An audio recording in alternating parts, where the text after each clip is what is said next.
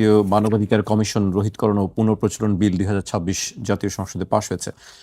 বিলটি পাশের ফলে অন্তর্বর্তী সরকারের সময় জারি করা অধ্যাদেশ বাতিল হয়ে ক্ষমতাচ্যুত আওয়ামী লীগ সরকারের সময় প্রণীত 2009 সালের জাতীয় মানবাধিকার আইন পুনঃপ্রচলন হবে।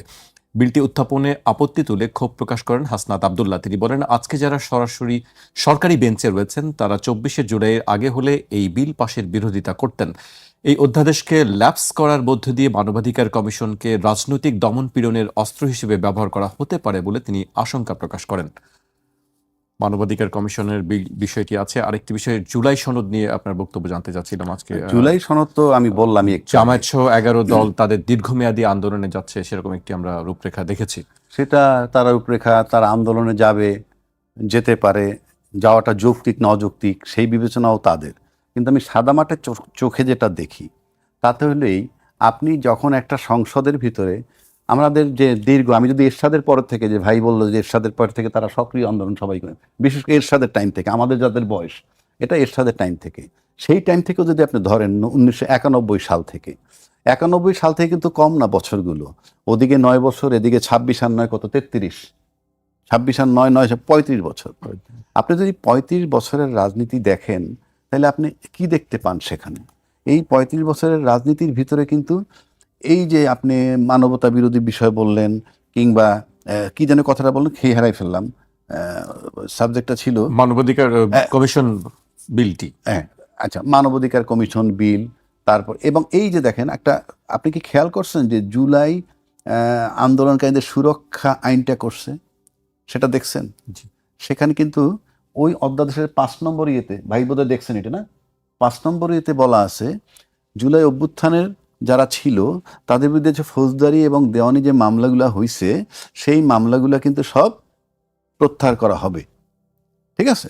পাশাপাশি 5 নম্বর অনুচ্ছেদে কিন্তু বলা হয়েছে যদি কারো বিরুদ্ধে সরাসরি কোনো হত্যার অভিযোগ থাকে, সে যদি কোনো দাপ্তরিক হন, কোনো প্রশাসনিক বাহিনীর হন, সরকারি কোনো বাহিনীরও হন, সেক্ষেত্রে তারা মামলা যদি হয়ে যায় করতে পারবে, তদন্ত করতে পারবে, এবং মানবাধিকার কমিশনের অনুমতি সাপেক্ষে।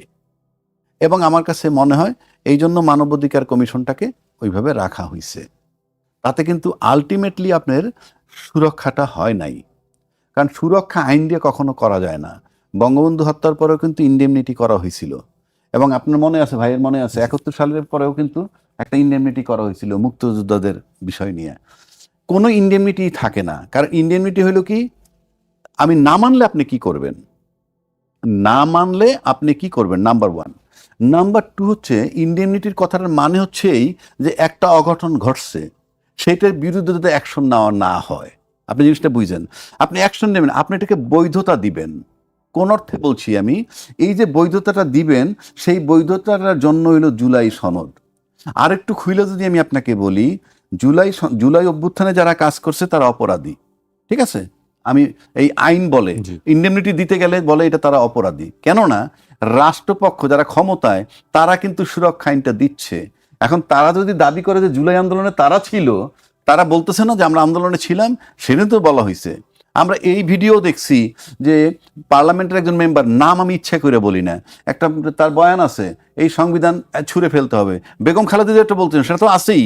ইন এডিশন একজন পার্লামেন্টের মেম্বার বর্তমানে, যিনি কয়েকদিন আগে বলছিলেন যে এই সংবিধান দেখলে আপনাদের গাত্র দেওয়া হয় কিনা, উনিও বলছিলেন যে এই সংবিধান মানুষের সংবিধান না, এই সংবিধান রাখা হবে না। তারাই আবার বলতেছে যে জুলাই আন্দোলনে তারা ছিল, জুলাই আন্দোলনে যারা ছিল তাদেরকে শ্রদ্ধা করে। তাহলে জুলাই সুরক্ষার যে আইনটা, বিধানটা, সেটা তো সবার জন্যই তো করা দরকার, শুধুমাত্র ওই ছাত্রদেরকে দিচ্ছি কেন আমি? তাহলে কি আমি জুলাইতে ছিলাম না? যারা আইনটারে পাশ করতেছে তারা কি ছিল না? তাহলে তারা আবার ওই যে হত্যার বিষয়টা, হত্যায় যদি কেউ সক্রিয় থাকে তারটা, তাহলে সেটা আসতেছে কেন? তাহলে কি জুলাইতে তারা খালি এই ছাত্ররা ছিল, তারা ছিল না? এটা যেমন একদিক। দ্বিতীয় দিক হচ্ছে তাহলে তাদের রক্ষা নাই, এই জুলাই আন্দোলনে যারা আছে, এটা পাশ করলে আপনার রক্ষা নাই, যে কোনো সময় রিওপেন হতে পারে। যেমনিভাবে বঙ্গবন্ধুর হত্যাকারীরা যে ইন্ডেমনিটি করছিল এটা রিওপেন হয়েছিল, তারপরে অন্যান্য ইন্ডেমনিটি সবই রিওপেন হয়, এটা রিওপেন হতে পারে। আবার আবার সংবিধানের দোহাই দিয়ে সংবিধানের যে অবমাননা করা হচ্ছে এখন রেগুলার, আপনি কি দেখেন যে সংবিধানের অবমাননাটা কেমন হয়? আমি ভাই কারো পক্ষে বিপক্ষে না, আমি সংবিধানের ভিতরে যেটা আছে সেটা আপনাকে মানতে হবে। একজন ইউএনের কি অবস্থা হয়েছে আপনারা জানেন, যে বঙ্গবন্ধু স্বাধীনতার ঘোষক পাঠ করছিল, সে তো in accordance with the constitution বলছিল, তো তাতে তার এই ইমিডিয়েট বদলি কেন হইলো? আবার চাইরের কম মোতাবেক বঙ্গবন্ধুর ছবি ঝুলতেছে না উপরে, তাহলে ভাই আপনার তো সংবিধান ভায়োলেট হচ্ছে। এখন বলা হচ্ছে যে না, আমরা তো সংশোধন করে এটা ঠিক করব। যতক্ষণ ঠিক না করেন ততক্ষণ তো অপরাধ হয়, নাকি হয় না? যতক্ষণ ঠিক না করেন ততক্ষণ অপরাধ হয়, এটা ক্রিমিনাল অফেন্স। এইটার ক্রিমিনাল অফেন্সের কিন্তু কোনো তামাদি নাই। কেন নাই? বঙ্গবন্ধুর ইন্ডেমনিটি দেখেন, তামাদি নাই। ওই যে মানবতা বিরোধী অপরাধে জামাতের বিরোধী তামাদি নাই, এগুলার তামাদি নাই। সুতরাং বিচার আপনাদের হবে, যে কেউ করতে পারে। এই দুই পক্ষই কিন্তু রিস্কে থাকবেন সংবিধান নিয়ে নাড়াচাড়া করে। এটার থেকে যদি আপনি মুক্তি পেতে চান, সেইটা আমি বলছি, দুই পক্ষের মুক্তি হইল আপনার জুলাই সনদের বাস্তবায়ন। জুলাই সনদের বাস্তবায়ন আপনাকে দিবে এই অভ্যুত্থান যেটা হয়েছে সেইটার স্বীকৃতি এসে যাবে, এবং সেটার ভিতরে ঢুকে আপনার সংবিধানটাকে সংশোধন করবেন আপনাদের মতো করে, নাম্বার ওয়ান। নাম্বার টু, আপনি যদি শুধুমাত্র আমাকে এই জুলাই আমাকে দায়ের মুক্তি দেন, তার মানে কি? তার মানে হচ্ছে এই অপরাধটা আমি করছি। আপনি দায় মুক্তি দিচ্ছেন মানে কি? এখন বিচার হবে না, যে কোনো সময় হতে পারে। আপনি ওকে দায় মুক্তি দিবেন কেন? It is accepted by all, সবাই অ্যাকসেপ্ট করছে নাকি? দেশ কি করে নাই ভাই? দল মত নির্বিশেষে সবাই আপনি অ্যাকসেপ্ট করছেন, করে গণভবনে গিয়ে সিদ্ধান্ত নিছেন। আর সেইটার কারণে আপনি 2029-এর বদলে 2026-এ নির্বাচন পেয়েছেন সংবিধান বহির্ভূতভাবে।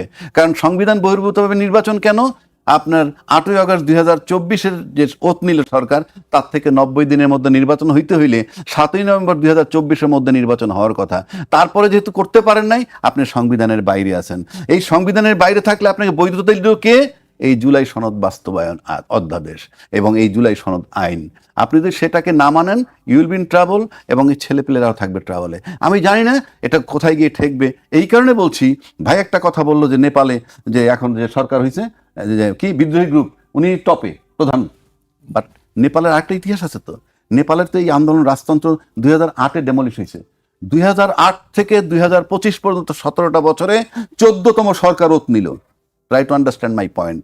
অ্যাভারেজ 2 বছর কেউ ছিল না, অ্যাভারেজ 1.5 বছর হয় না। হ্যাঁ, 14 আর 7 21, 1.5 বছর, 2.5 বছর হয়।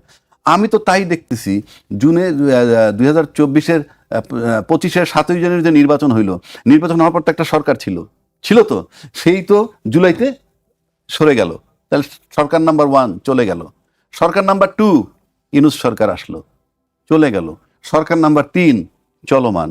আপনি নেপালের দিকে যদি তাকান, আপনি তো এই পুরা যে অভ্যুত্থানের আগুন বলেন, দেশের রাজনৈতিক সিচুয়েশন সংক্রান্ত যত আগুন বলেন, সব কিন্তু আগুন ভিতরে রয়ে গেছে। আপনি উপরে শুধু দেখতেছেন তুষ হয়তো নিভে আছে। আপনি তো একটারও ফয়সালা করতে পারেননি। কোনটার ফয়সালা করছেন? কোন সংস্কারের ফয়সালা হয় নাই। জুলাই সনদ বাস্তবায়ন করতেছেন না, সবই ইনকমপ্লিট। ওইদিকে আওয়ামী লীগ নিষিদ্ধ করতেছেন, যে আওয়ামী লীগ নিষিদ্ধ ইউনুস করে গেলে ডায়াবেটিস তার থাকতো, কিন্তু সেটা আপনি অফিসিয়ালি করলেন। এইভাবে আপনি আগুন, জ্বলন্ত আগুন রেখে তার উপরে যদি তুষ দিয়ে রাখেন, কেউ না বোঝে, এটা তো এই নেপালের যদি 2008 থেকে 25 পর্যন্ত মিলান, সেটাই কি হতে পারে, আর এটার কনসিকুয়েন্স বাংলাদেশে কি হতে পারে, এগুলো আপনাকে মাথায় নিতে হবে। আমরা সেটা বুঝতে পারতেছি না, কারণ মানুষ সবচেয়ে বেশি তার জীবনের মায়া করে। তো আপনি এই শেখ হাসিনা যেটা করছিল, ওই দিন যদি 5ই আগস্ট শেখ হাসিনা না চলে যেত, হয়তো আরো 2000 লোক মারা যেত, কিন্তু তারপরও তাকে সরতে হইতো। কারণ মানুষ এমন একটা জায়গায় চলে গেছে, 2000 ডেড বডি বলে আমার ধারণা বলছি, ডেড বডির উপর দিয়ে ওয়াল টপকে যাইত, এবং সেটা নিশ্চিত হয়েই এই পলিসি নিছে। সুতরাং আমি বলছি না কাল কি আন্দোলন হবে, কিন্তু আপনি why will not pay attention to the demand of the people? আপনার লোকসানটা কোথায়? আপনি জুলাই সনদ বাস্তবায়ন করলে আপনার লোকসান কোথায়? আপনার সমস্যাটা কোথায়? দেশের ক্ষতি হবে না, জনগণের ক্ষতি হবে না, বিদেশের সাথে আমার সম্পর্ক নষ্ট হবে না, আন্তর্জাতিক বাণিজ্য নষ্ট হবে না, অর্থনৈতিক ঘাটতি হবে না। সবই তো আমার ইন্টারনাল, এর সাথে এক্সটার্নাল সম্পর্ক কি? নাকি আপনি এইটাও বুঝতেছেন না কারা আপনাদেরকে পরিচালিত করে? আপনার কি কিং কর্তব্য বিমূঢ়? এত ইনডিসিশন কেন? এই সোজা জিনিসগুলো আপনি কেন বুঝবেন না? আপনি ছাত্রদের সেফটি চান, নিজের সেফটি চান, সংবিধানের মাথায় রাখতে চান, সব ঠিক আছে। এক সনদ বাস্তবায়ন করলে সব সলভ হয়ে যায়, আপনি করছেন না কেন? তাহলে কোথায় সমস্যাটা? কোথায়?